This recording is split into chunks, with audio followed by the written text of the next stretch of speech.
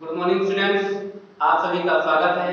जैसा कि आप जानते हैं, पिछले वीडियो में आपको सेकंड चैप्टर के बारे में जानकारी दिया। लास्ट हमारा टॉपिक था इलेक्ट्रॉनिक विन्यास के बारे में आपको जानकारी दिया। आज केमिस्ट्री की क्लास में थर्ड चैप्टर के बारे में अध्ययन करेंगे। थर्ड चैप्टर का टॉपिक है classification of elements and periodicity in properties, यानी इनके गुणों के आधार पर हम अध्ययन करेंगे। क्या अध्ययन करेंगे? तत्वों का वर्गीकरण एवं गुणों में आवर्तता। तत्वों का वर्गीकरण यानी classification of elements and properties, periodicity in property यानी गुणों के आधार पर, और गुणों में आवर्तिता। दो पॉइंट्स यहाँ पे हैं, तत्वों का वर्गीकरण और गुणों में आवर्तिता। हम दोनों को अध्ययन करेंगे। इसमें आवर्त सारणी के विकास का इतिहास है। पहला पॉइंट है आवर्त सारणी के विकास का इतिहास। तो इसके इतिहास में आवर्त सारणी दो बनाई गई, एक है मेंडलीव की आवर्त सारणी और दूसरी है मॉडर्न पीरियड टेबल यानी आधुनिक आवर्त सारणी। तो मेंडलीव की आवर्त सारणी और आधुनिक आवर्त सारणी दोनों में जो प्रचलित है वह आधुनिक आवर्त सारणी मॉडर्न पीरियड टेबल है। उसके बारे में हम अधिक से अधिक अध्ययन करेंगे। और आज का जो टॉपिक रहेगा, आज के टॉपिक में जो रसायन शास्त्र के आवर्त सारणी के विकास का जो इतिहास है, उस इतिहास के बारे में बात करेंगे। उसमें कई साइंटिस्ट हैं, उन साइंटिस्टों के बारे में बताएंगे। कुछ नियम हैं, वो नियम, पहला पॉइंट क्या होगा बच्चों? डोबेराइनर का त्रिक नियम, यानी आज हम डोबेराइनर के त्रिक नियम के बारे में अध्ययन करेंगे। तो इन्होंने क्या कहा? 19वीं शताब्दी के प्रारंभ में लेगोजर ने 19वीं शताब्दी के प्रारंभ में लेगोजर ने क्या किया? तत्वों का वर्गीकरण किया। और तत्वों का वर्गीकरण करने के बाद उन्होंने क्या किया? धातु और अधातु में विभाजित कर दिया गया। तो तत्वों का वर्गीकरण केवल धातु और अधातु में विभाजित करना तो संभव नहीं है कि धातु और अधातु में विभाजित कर दिया जाए, परंतु उसके बाद क्या किया गया? तत्वों को धातु और अधातु के रूप में अलग कर देना, उनके गुणों के अध्ययन को सरल नहीं माना गया। लास्ट में जब वो धातु और अधातु को अलग कर दिया गया, वर्गीकरण कर दिया, तो उन्होंने कहा कि केवल धातु और अधातु के रूप में उनको अलग कर देना संभव नहीं है। उसकी अलग अलग प्रॉपर्टीज यानी अलग अलग गुण के बारे में भी और अधिक विस्तृत वर्णन करना चाहिए। उन्होंने उतना पद कहने के मतलब उसको खत्म कर दिया। किसने कहा? लेगोजियर ने कहा। कौन से वैज्ञानिक? लेगोजियर। अब आगे देखिए कहा डोबेराइनर का त्रिक नियम में कहा। जब डोबेराइनर आए, कौन से वैज्ञानिक? डोबेराइनर जब आए, उन्होंने क्या कहा? 1817 में जर्मन रसायनज्ञ जॉन डोबेराइनर 1817 में क्या किया? जॉन डोबेराइनर इन्होंने कहा 1817 में जॉन डोबेराइनर ने कहा कि, और यह भी देखा कि तत्वों तथा उनके परमाणु भार में एक सार्थक संबंध आया। क्या क्या? तत्वों का परमाणु भार, क्या क्या बताया उन्होंने? परमाणु भार में एक उन्होंने क्या पाया? सार्थक संबंध पाया। तत्वों के परमाणु भार में एक सार्थक संबंध पाया। उसने बताया कि हम तीन तीन तत्वों के ऐसे सेट बना सकते हैं। क्या? तीन तीन तत्वों के ऐसे सेट बना सकते हैं जिनके गुणों में समानता तथा बीच वाले तत्व का परमाणु भार अन्य दो तत्वों के परमाणु भार का औसत आता है। इसको थोड़ा ध्यान से देखिएगा। उन्होंने बताया कि तीन तीन तत्वों के ऐसे सेट बना सकते हैं, तीन तीन तत्व का ऐसा उन्होंने सेट बनाया जिसके गुणों में समानता तथा बीच वाले तत्व का परमाणु भार अन्य दो तत्वों के परमाणु भार का क्या होगा? बीच वाले का जो परमाणु भार होगा वो अन्य तत्वों के परमाणु भार का क्या निकलेगा बच्चों? औसत निकलेगा। चलिए हम देखते हैं त्रिक नियम में कुछ उदाहरण होते हैं। तत्व का परमाणु भार, ठीक, डोबेराइनर के त्रिक नियम में हम कुछ सॉल्व करते हैं। कैसे उन्होंने बताया था? तत्व का परमाणु भार, लिथियम, तत्व का परमाणु भार कौन कौन सा होगा बच्चों? लिथियम Li होगा, lithium, sodium, potassium, lithium, sodium potassium. ये लाइक मतलब क्या होगा बच्चों? लिथियम। फिर Na का मतलब क्या हो जाएगा? सोडियम। और K का मतलब हो जाएगा पोटेशियम। इनका एटॉमिक मास जो होगा इसको सॉल्व कीजिए बच्चों। एटॉमिक मास क्या हो जाएगा? परमाणु भार। ये तत्व है और नीचे क्या लिखा हुआ है? तत्व परमाणु भार। परमाणु भार क्या होगा लिखिए तो बच्चों? 7 होगा। सोडियम कितना होता है? 23 होगा। पोटेशियम कितना होता है? 39 होगा। इसको आपको याद भी करवाया था यानी जितना परमाणु क्रमांक होता है उसी के डबल करके एक वैल्यू अप्रोक्सीमेट में कम भी हो सकती है और अधिक भी हो सकती है, यानी लगभग एवरेज में। तो 11 है 11 से 22 से 23 आ गया और रेस्ट अपना 38 से 48 आ गया परमाणु क्रमांक। और लिथियम का परमाणु क्रमांक होता है 3 3 6 ये 7 यानी एक इसमें पड़ रहा है। ठीक है, ये आपका क्या हो निकल के आया? परमाणु द्रव्यमान है। अब इनका औसत निकालना है आपको। तो यानी का परमाणु भार, तो यानी A का परमाणु भार कितना हो जाएगा बच्चों? सॉल्व करेंगे,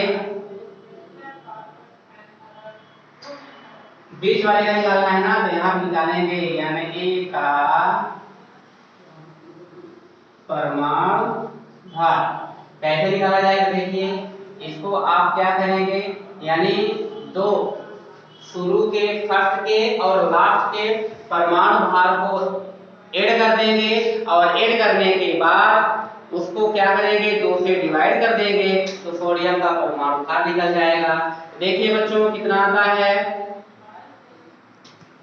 चलिए सॉल्व करते हैं। ये 7 है, 7 प्लस 39 अपॉन 2 बराबर 7 के सॉल्व करिए इसको तो आपका हो जाएगा आपका 39 है और एक ये जाएगा 40 हो गया 46 अपॉन 2 इक्वल टू कितना वैल्यू? इसको आप 2 से डिवाइड कर देंगे तो 23 आ जाएगा। ये देखिए बराबर आ गया। यानी कहने का मतलब क्या हुआ? त्रिक नियम के अनुसार डोबेनाना ने त्रिक नियम जो बनाया, देखिए क्या किया इन्होंने? लिथियम, सोडियम और पोटेशियम ये 3 तत्व का एलिमेंट लिया, ठीक है, और इनका परमाणु भार लिया। इन्होंने कहा कि किसी दो तत्वों को शुरू के और लास्ट के 2 तत्वों को हम ऐड करेंगे, परमाणु भार को ऐड करेंगे और उसका औसत निकालेंगे तो दूसरे वाले का क्या निकल के आ जाएगा बच्चों? परमाणु भार निकल जाएगा। देखिए बार-बार आप मैं बोल रहा हूं ध्यान दीजिएगा। उसने यह बताया कि हम 3 तत्वों को ऐसे सेट बना सकते हैं जिनके गुणों में समानता और बीच वाले तत्व का परमाणु भार अन्य 2 तत्वों के परमाणु भार का क्या होगा? औसत। अन्य 2 तत्व का मतलब क्या होगा? ये आपके 2 तत्व का परमाणु भार का जो औसत आएगा वही बीच वाले का मतलब सोडियम का परमाणु भार आएगा। देख लीजिए सोडियम का परमाणु भार 23 है और इन दोनों का औसत निकाल के देखा तो इन दोनों मतलब लिथियम का और पोटेशियम का औसत निकाल के देखा तो भी कितना निकल के आया? 23 आया। तो दोनों एक दूसरे के क्या हो गए? बराबर आया समझ में। तो इन्होंने जो डोबेनाकर का त्रिक नियम बताया कि ऐसे हम एक त्रिक नियम का उदाहरण लेंगे जिनमें से पहले और तीसरे के का औसत निकालेंगे तो वह दूसरे का क्या निकल के आ जाएगा बच्चों? परमाणु भार आ जाएगा। देखिए आपके सामने मैंने प्रूव कर दिया। चलिए नेक्स्ट बात करते हैं, दूसरा एग्जांपल लेते हैं। दूसरा एग्जांपल हम लेते हैं क्लोरीन, ब्रोमीन और आयोडीन का। क्लोरीन यहाँ भी वही तत्व होगा बच्चों, तत्व और परमाणु भार। Chlorine, bromine, iodine. क्लोरीन का परमाणु भार तो बच्चों कितना होता है? 35.5। ब्रोमीन का आपका होता है 80 और आपका ब्रोमीन के बाद क्या करेगा? ये बी है बच्चों, थोड़ा ध्यान दीजिएगा किस प्रकार से लिखा हुआ है। ये बी है, ब्रोमीन है। 80 इसका एटॉमिक मास होता है और आयोडीन जो होता है कितना बच्चों आ जाएगा? 127। चलिए इसको सॉल्व कीजिए, कितना निकल के आया? अभी तो आपने इसको सॉल्व किया। देखिए आप लास्ट में जाकर एक सारणी बन जाएगी। अब इसमें देखिए क्या क्या ऐड करना है? 35.5 प्लस 127 अपॉन 2 इक्वल तो आप 5 12 की 2 कैरी 1 3 2 5 ये 6 आया और ये 262 0.5/2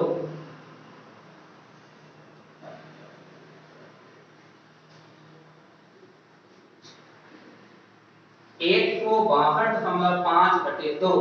अब बच्चों आप इसको सॉल्व कीजिए तो कितना निकल के आ जाएगा, देखिए 2 एकम 2 अट्ठे 16 2 एकम 81 81 दशमलव कितना निकल के आया, क्योंकि 2 अट्ठे 16 हो गया, 2 कट गया, 2 बचा, 2 एकम 2 आ गया, ये भी कट गया, 5 बचा, 5 में आपका इसको भी लगा दीजिए तो 2 2 4 हो जाएगा, 1 बचा 2 बचा, यानी कितना निकल के आया 81.5 निकाल दीजिए, 81.5 निकल के आया। क्या निकल के आया 81.5 निकल के आ रहा है।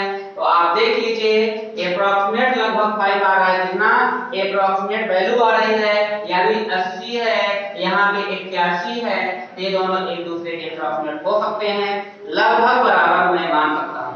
क्यों? क्योंकि सिर्फ 1.5 का अंतर आ रहा है। तो परमाणु भार में आपको मैं बताया ना, परमाणु भार क्या होता है, परमाणु क्रमांक का जस्ट डबल परमाणु भार आता है, लेकिन ऐसा भी संभव नहीं है कि सभी आ जाएंगे, कुछ क्या होते हैं कंडीशन नहीं होती उनकी, यानी कुछ ऐसे एलिमेंट्स होते हैं जिनका लगभग एक दूसरे क्या होगा बराबर होगा। आप देख सकते हैं नाइट्रोजन की बात करता हूं, नाइट्रोजन का परमाणु क्रमांक 7 होता है, तो यानी 7 × 14 उसका परमाणु भार आ जाएगा। अगर ये 7 है तो ये 14 हो जाता है, ये 8 है तो 16 हो जाता है, ये 6 है तो 12 हो जाता है। ये तो क्या है परमाणु कार्बन का, ये कार्बन हो जाएगा, ये नाइट्रोजन का हो जाएगा, ये ऑक्सीजन का हो जाएगा बच्चों।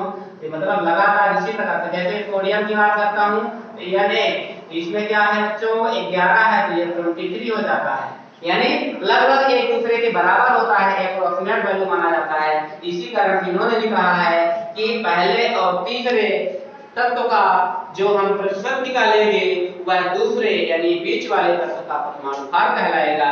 देखिए परमाणु भार आ गया। तो ये रहा आपका डोबोरानर का तृतीय नियम। इसी प्रकार से और अगर आप सॉल्व करना चाहते हैं तो आप उसको भी सॉल्व कर सकते हैं। ठीक बच्चों, किसका सॉल्व करना है आपको, एक और सॉल्व कर लेते हैं। ये 1 हो गया, ये 2 हो गया, 1 2 और 3। तीसरे पॉइंट में क्या होगा बच्चों, इसमें तीसरे पॉइंट में आएगा कैल्शियम, स्ट्रांसियम और बेरियम। कैल्शियम का क्या हो जाएगा Ca, स्ट्रांसियम का SR और बेरियम का Ba। ठीक है, इनका क्या होगा बच्चों, ये तत्व है और परमाणु भार क्या हो जाएगा, ये आपका परमाणु भार निकाल रहे हैं। परमाणु भार इसका कितना होता है बच्चों, कैल्शियम को तो आप जानते हैं 40 होता है और 137, इसका हो जाएगा 88 आ जाएगा और 137 आ जाएगा बच्चों। ये आपका परमाणु भार आ गया। अब इसको सॉल्व करना है, तो सॉल्व कैसे करेंगे बच्चों, थोड़ा इसको भी देख लीजिए। हम आपको इसकी पिक देंगे, आप इसको अच्छे से पढ़ लीजिएगा, 55 में आपको दे देंगे।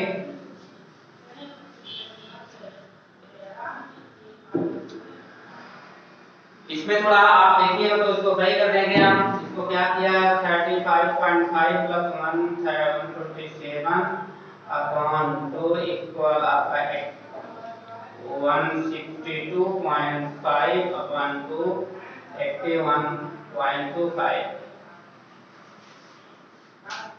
इसको हम बराबर से लिख देते हैं ताकि आप अच्छे समझ में आ जाए।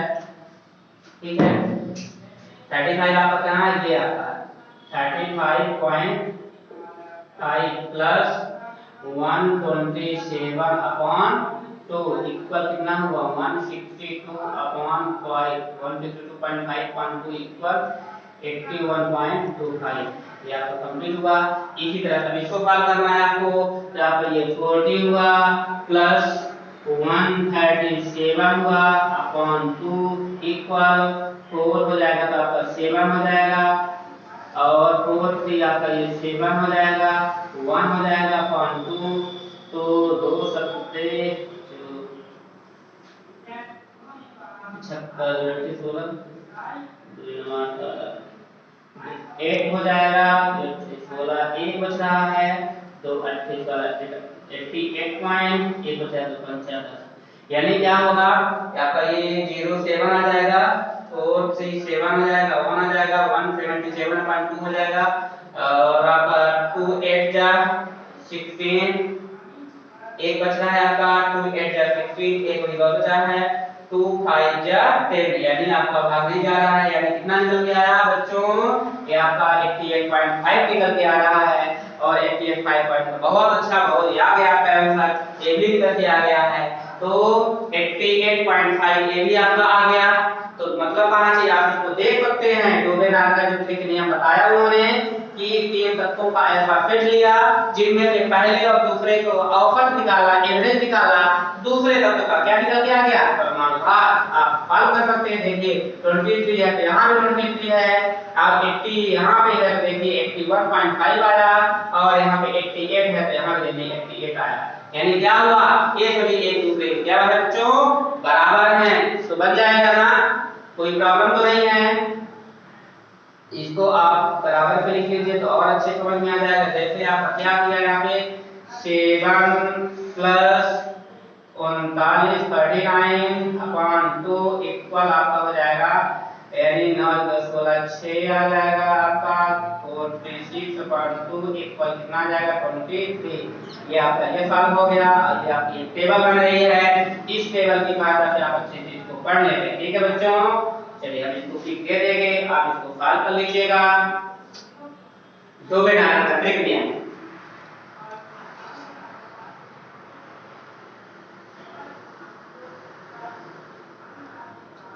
ठीक है बच्चों, बन जाएगा। ये आपका डोबेनार का ट्रिक नियम है, अच्छे से पढ़िएगा क्योंकि आपको व्यवहार कर रहा हूं। 3 एग्जांपल लिए हैं, first second third, lithium sodium potassium calcium chlorine है, ब्रोमीन है, आयोडीन है, कैल्शियम स्ट्रांसियम बेरियम। तो अब इसको सॉल्व किया तो पहले और तीसरे को मैंने ऐड कर दिया, इसको सॉल्व किया 23 आया, पहले और तीसरे को ऐड कर दिया 35.5 प्लस 127 इक्वल 162.5 1 को इक्वल टू 81.25, दूसरे का भी आ गया। तीसरा पॉइंट देखिए कैल्शियम का 40 होगा और बेरियम का आपका 135 137 आएगा, तो 137 और 48 कर दिया तो 177/2 आया, इसको सॉल्व किया तो 88.5 आया। और ये रहा डोबेनार का ट्रिक नियम।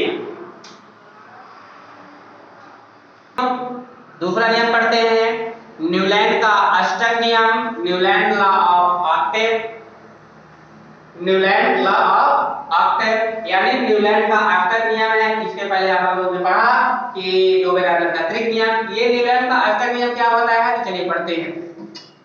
1865 में ब्रिटिश रसायनज्ञ जॉन न्यूलैंड 1865 में क्या किया, ब्रिटिश रसायनज्ञ क्या किया इन्होंने, ब्रिटिश रसायनज्ञ ने क्या किया है बच्चों, जॉन न्यूलैंड ने, जॉन न्यूलैंड ने क्या किया बच्चों, एक प्रणाली विकसित की। 1865 में ब्रिटिश रसायनज्ञ जॉन न्यूलैंड ने एक नई प्रणाली प्रस्तावित की जिसमें कि समान गुणों वाले तत्वों को समूहबद्ध किया जा सके, यानी समान गुण वाले तत्व जो होते हैं उसको एक समूह में रखा जा सके। और आगे देखिए क्या होता है, यदि तत्वों को उनके बढ़ते हुए परमाणु भार के क्रम में जमाया जाए तो हर आठवां तत्व पहले तत्व से समानता रखता है। यदि तत्वों को उनके क्या किया बच्चों, यदि तत्वों को उनके बढ़ते हुए परमाणु भार, इन तत्वों को कोई ऐसा तत्व लेना है, उन तत्वों को उनके बढ़ते हुए परमाणु भार के क्रम में जमाया जाएगा यानी व्यवस्थित किया जाएगा, और हर आठवां तत्व पहले तत्वों के गुणों में क्या करेगा बच्चों, समानता दर्शाएगा। जैसे कि संगीत में आठवां स्वर पुनः दोहराया जाता है, संगीत में आठवां स्वर क्या किया जाता है बच्चों, पुनः दोहराया जाता है। समझ में आ गया। यदि तत्वों को उनके परमाणु भार के बढ़ते क्रम में जमाया जाए या व्यवस्थित किया जाए तो हर आठवां तत्व यानी लास्ट का आठवां जो तत्व होगा वह पहले वाले तत्वों से क्या करेगा बच्चों, समानता दर्शाएगा, और इसी को बोलते हैं न्यूलैंड का ऑक्टेन ग्रुप। आप संगीत में पढ़े होंगे सा रे गा मा पा धा नी सा, सा रे गा मा पा धा नी सा। देखिए एक दूसरे से मिला लीजिए आप, सा रे गा मा पा धा नी सा, बन जाएगा सा रे गा मा पा धा नी सा। अब देखिए जो हमारा लास्ट का सा है पहले वाले शब्दों से समानता दर्शा रहा है। देखिए सा रे गा मा पा धा नी सा, सा नी धा पा मा गा रे सा आ रहा है, यानी सा रे गा मा पा धा नी सा, सा नी धा पा मा गा रे सा। यानी देख लीजिए 1 2 3 4 5 6 7 8, यानी पहला और आठवां क्या कर रहा है एक दूसरे से समानता दर्शा रहा है।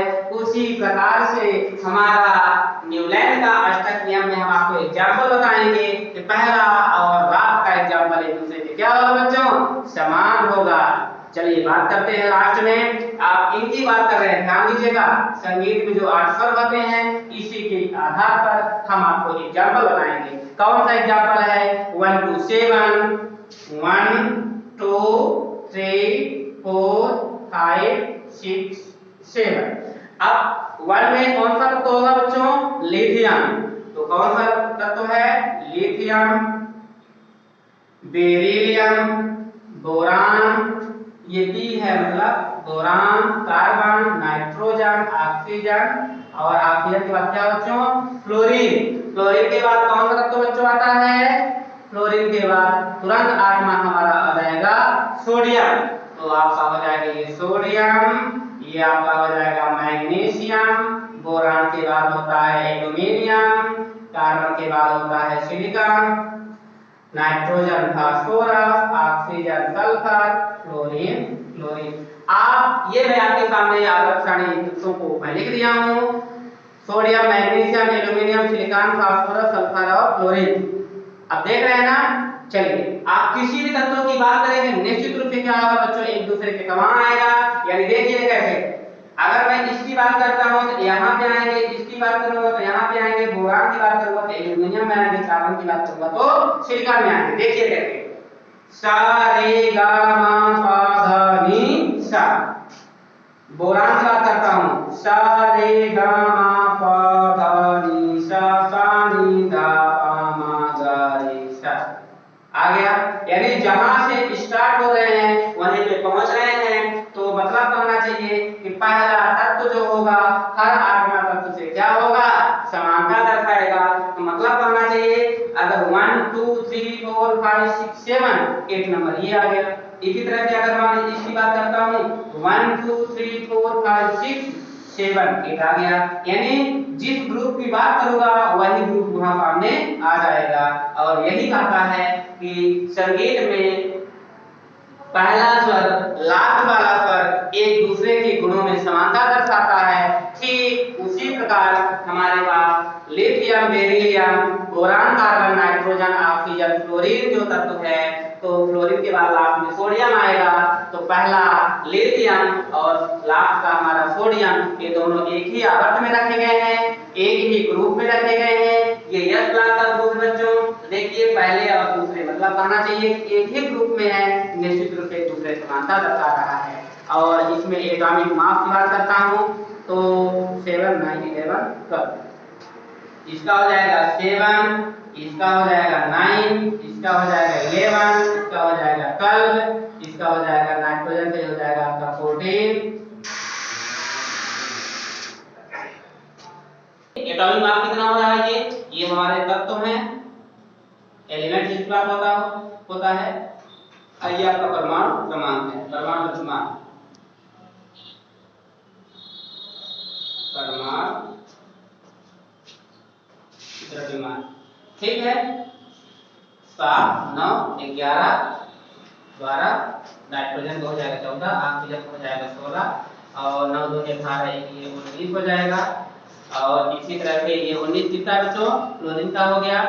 अब सोडियम की बात आती है तो सोडियम में आपका हो गया 23, मैग्नीशियम हो जाएगा तो आपका 20, मैग्नीशियम पूरा 24 हो जाएगा बच्चों 24, एल्यूमिनियम का 27 होता है, सिलिकॉन का 28 होता है बच्चों 28 हो जाएगा।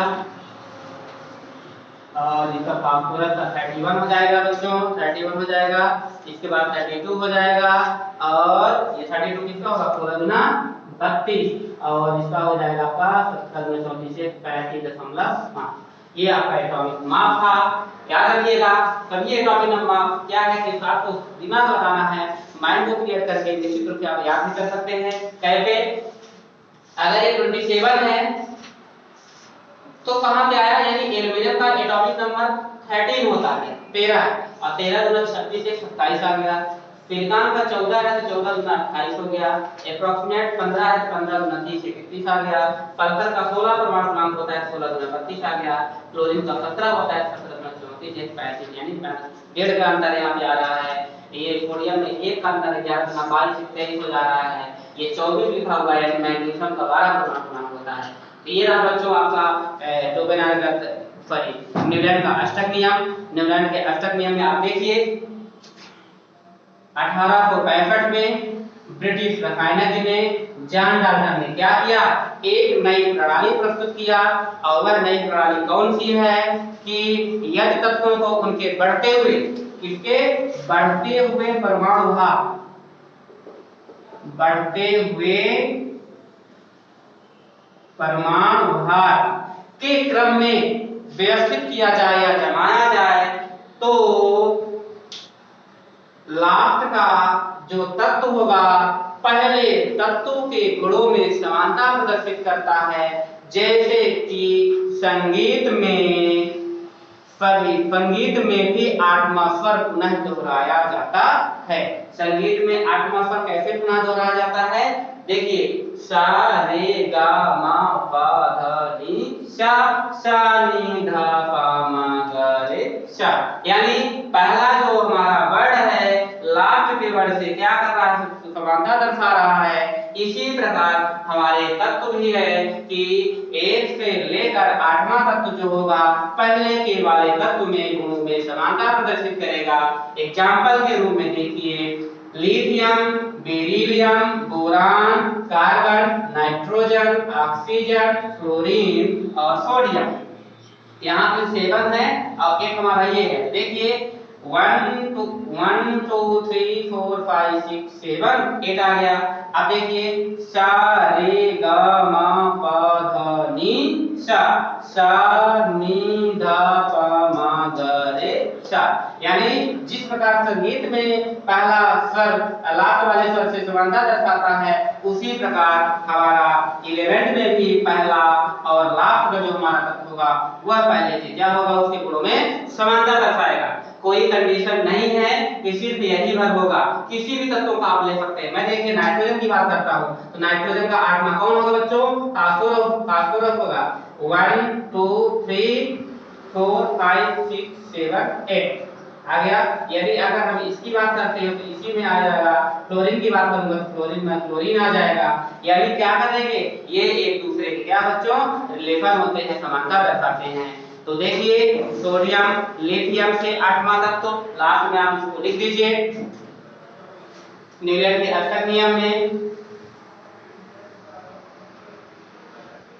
क्या होगा, इसमें सोडियम जो होगा लिथियम से 8वां तक, तो सोडियम यानी लिखा है सोडियम जो होता है लिथियम से, मतलब ये सोडियम लिथियम से 8वां तक तो क्या होगा बच्चों समानता दर्शाता है से 8वां, तथा पोटेशियम सोडियम से 8वां। पोटेशियम का मतलब क्या होगा बच्चों, अब यहाँ पे किया है पोटेशियम के बेरिलियम मैग्नीशियम कैल्शियम और boron aluminium gallium carbon silicon germanium Ge, nitrogen phosphorus arsenic AF है, ऑक्सीजन सल्फर सेलेनियम है, फ्लोरीन क्लोरीन और ब्रोमीन है। ये देखिए तो मतलब कहना चाहिए पोटेशियम जो होगा सोडियम से, यानी आप यहां से पोटेशियम जो होता है सोडियम से क्या करेगा बच्चों समानता दर्शाएगा। इसके बाद आगे जो है से 8वां तत्व पोटेशियम से सोडियम, तो पोटेशियम की लेगा सोडियम से 8वां तत्व क्या करेगा समानता दर्शाएगा। इसके बाद तीनों के गुणों में समानता है। इसी प्रकार बेरिलियम से 8वां तत्व मैग्नीशियम होगा। बेरिलियम B, बेरिलियम से मैग्नीशियम Mg, बेरिलियम से मैग्नीशियम 8वां तत्व, बेरिलियम से मैग्नीशियम 8वां तत्व क्या करेगा, समानता दर्शाएगा। और ये यहाँ पे देखिएगा सोडियम से लेकर के लिथियम की बात करें, देखिए कहाँ सोडियम, यहाँ सोडियम, इसके बाद यहाँ पे आएंगे chlorine, oxygen, nitrogen, carbon, boron, beryllium, lithium, यानी 1 2 3 4 5 6 7 8, यानी ये दो यहाँ पे 8 का अंतर है। तो निश्चित रूप से सोडियम से लिथियम, पोटेशियम से सोडियम, बेरिलियम से मैग्नीशियम, ठीक है बच्चों, से समानता प्रदर्शित करते हैं। क्या करते हैं बच्चों, 8वां तत्व क्या कर रहा है, समानता, क्या करते हैं, प्रदर्शित करते हैं, ठीक है बच्चों। समूहबद्ध करने की यह प्रणाली सफल नहीं हो सकी क्योंकि परमाणु भार 40 से ऊपर वाले तत्व उपयुक्त आवर्तता प्रदर्शित नहीं करते। साथ ही साथ अक्रिय गैसों की खोज के उपरांत तो यह प्रणाली लागू ही नहीं की जा सकी। मतलब कहना चाहिए समूहबद्ध करने की प्रणाली, यह प्रणाली सफल नहीं हो सकी। मतलब ये किया तो गया, सारे गामा पा धा नी सा का उपयोग किया गया संगीत के स्वर वाले। इसके पहले आप पढ़ चुके हैं डोबेराडर का त्रिक नियम, यानी तीन तत्वों का समूहबद्ध किया गया और पहला और तीसरे को ऐड किया जाता था, यानी उसका औसत निकाला जाता था, एवरेज निकाला जाता था, तो भी दूसरे तत्व का परमाणु भार निकल के आया, वो भी सही। लेकिन ये सब क्या है, अपना अपना विचार देते गए, लास्ट में क्या हुआ, सबको अमान्य कर दिया गया और फिर मेंडलीव की आवर्त सारणी आई। इसके बाद एक और नियम है, वह लोथर मेयर की व्यवस्था है। लोथर मेयर में क्या बताया गया बच्चों, उसको हम थोड़ा 2 पॉइंट बता देते हैं, ठीक है। पॉइंट होता है, इसकी पिक मैं आपको दे दूंगा तो पिक की सहायता से आप पढ़ लेंगे। तीसरा पॉइंट जो हमारा बच्चों लोथर होगा, लोथर मेयर की व्यवस्था। इन्होंने क्या किया, थोड़ा इसको भी पढ़ लीजिए, लोथर मेयर की व्यवस्था। इन्होंने लोथर मेयर की इन्होंने क्या बताया बच्चों, इसको भी थोड़ा देखिए। इन्होंने कहा है कि लोथर मेयर की व्यवस्था को 1869 ईस्वी में जर्मन रसायनज्ञ लोथर मेयर, किसने, जर्मन रसायनज्ञ लोथर मेयर ने बताया। और क्या बताया उन्होंने कि परमाणु आयतन, गलनांक, क्वथनांक आदि का अध्ययन किया। इन गुणों से परमाणु आयतन की किसी तत्व के परमाणु भार के साथ ग्राफ आरेखित किया। उसने पाया कि जिन तत्वों के गुणों में समानता होती है उनकी ग्राफिक वक्र की स्थिति के आधार पर बताया, यानी जिनकी समानता होगी उसके आधार पर उन्होंने ग्राफ की सहायता से बताया। प्रबल विद्युत धनी तत्व लिथियम, सोडियम, पोटेशियम, बेरिलियम सी वक्रों के शीर्ष पर पड़ते हैं। कौन कौन से तत्व बच्चों,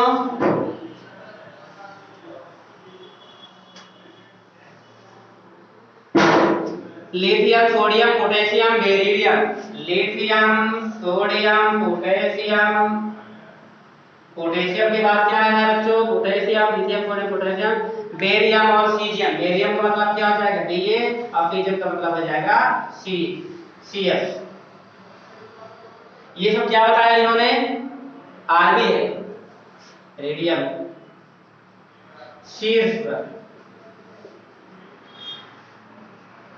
यानी क्या कहा उन्होंने, शीर्ष पर स्थित है। कम विद्युत, ये प्रबल है, कैसे है, प्रबल है, प्रबल विद्युत धनी तत्व। और कम विद्युत धनी तत्व कौन कौन से होंगे, magnesium, calcium, स्ट्रांशियम, barium. Magnesium, calcium, स्ट्रांशियम, barium, ये प्रबल क्या है, ये बच्चों ये दुर्बल है, दुर्बल विद्युत धनी तत्व है। ये दुर्बल का मतलब प्रबल और कम कर देता हूं, मतलब वही समझ में आ जाएगा, दुर्बल आ जाएगा। कम विद्युत धनी तत्व, प्रबल विद्युत धनी तत्व हो जाएंगे। ये बच्चों क्या होगा, क्षारीय धातु आएगा, lithium, sodium, potassium, rubidium, caesium. ये कौन से बच्चों होंगे, क्षारीय धातु है। और ये कौन सा होगा, क्षारीय मृदा धातु है, ये क्षारीय मृदा धातु है ये। ठीक है बच्चों, ये तो समझ में आ जाएगा इतना। मैग्नीशियम, कैल्शियम, पोटेशियम, बेरियम, ये क्या वक्र के उतार पर,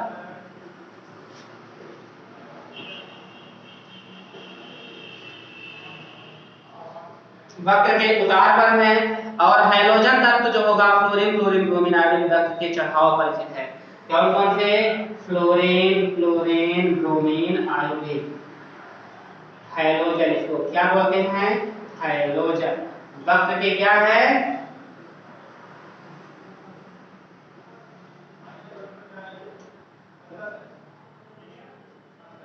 वक्र के चढ़ाव पॉइंट पे रहते हैं।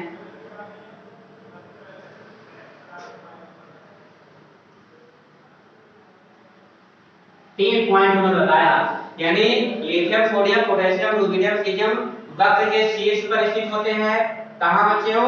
वक्र के शीर्ष पर स्थित होते हैं, स्थित होते हैं। ये कौन है? प्रबल विद्युत धनी तत्व हैं, वो क्षारीय बोला जाता है। क्षारीय धातु ये है। और ये क्या है? दूसरा पॉइंट क्षारीय मृदा धातु है, वह कम विद्युत धनी तत्व है। Magnesium, calcium, strontium, barium. और जो हमारा हाइड्रोजन है, वो हाइड्रोजन कौन कौन से हैं? फ्लोरीन, क्लोरीन, ब्रोमीन, आयोडीन, ये वक्र के चढ़ाव पर स्थित होते हैं। मैग्नीशियम, कैल्शियम, स्ट्रोंशियम, बेरियम वक्र के उतार पर स्थित होते हैं। ये कौन सी व्यवस्था है? लोथर मेयर ने अपनी व्यवस्था किया, क्योंकि साइंटिस्ट होते हैं, इतना जल्दी साइंटिस्ट कुछ न कुछ खोज करते हैं तब जाकर के पेपर निकलता है। तो अपना अपना विचार इन्होंने व्यक्त किया।